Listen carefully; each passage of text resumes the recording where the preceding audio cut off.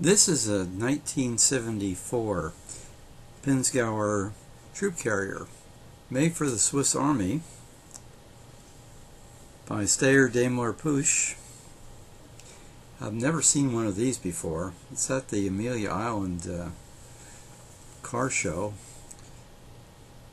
How it got here I'll never know.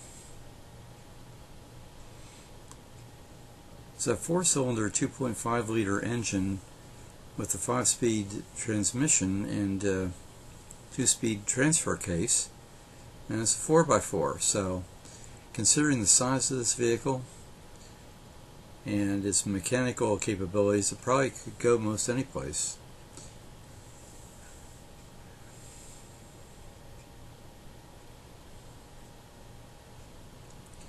Cabin looks pretty accommodating, actually, pretty modern. And we've got a tarp covered area in the back for the troops.